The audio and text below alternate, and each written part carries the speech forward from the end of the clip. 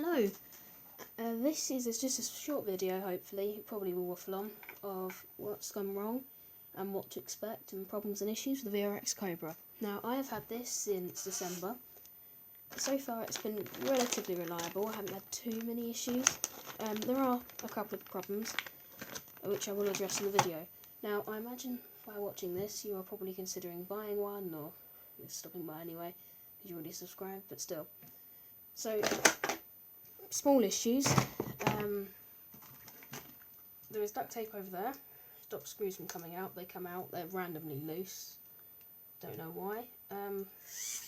Servo steers one way more than the other. I can't really seem to change anything on it.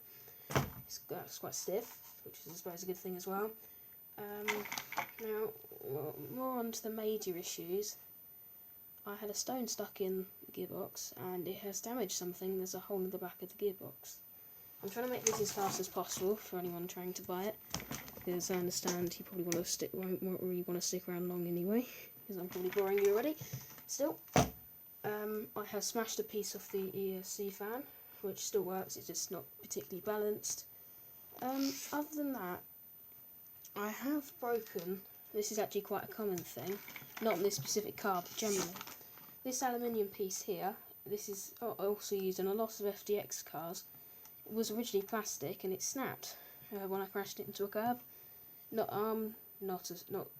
tyre didn't take much impact, not the hub, but the chassis, the front part of the chassis, very weak on these and lots of VRX and FGX cars.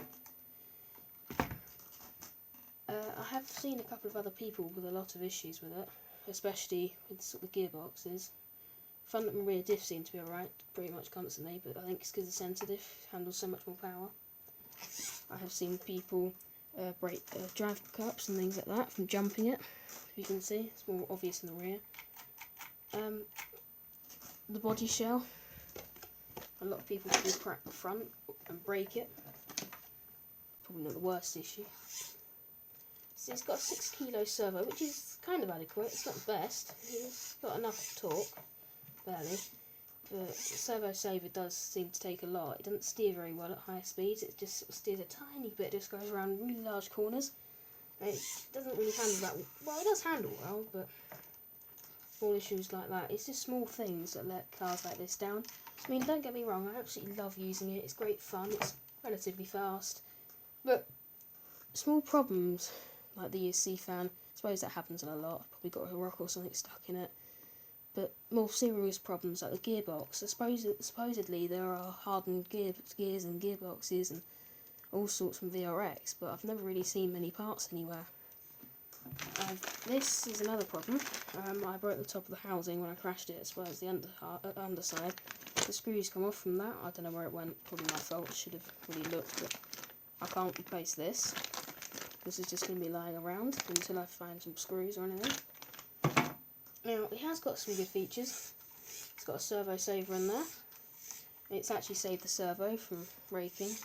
Now, I have come back from a big bash the other day around wood, where it slides around. It was so much fun, but so I've broken the most bits, but it's still running by the end, so I guess. But periodically, rocks get stuck in the gearbox, which is very annoying.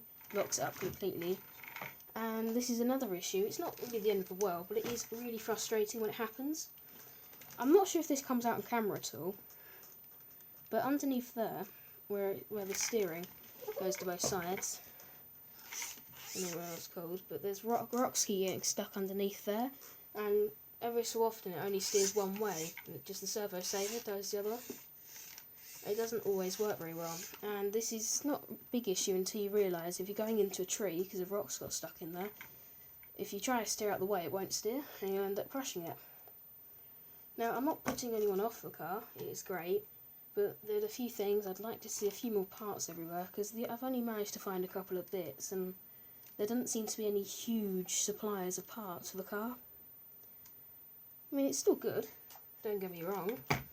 It's got an aluminium motor mount, servo saver, decent handling, good tyres for off-road, not that great on the wet on-road because it understeers a lot, it's got no grip, but very good car, minor issues. Now, These are the issues that a lot of people, including me, have come across. This is not supposed to be a deterrent, it's just considering if you want to do it or not, and bite the bullet.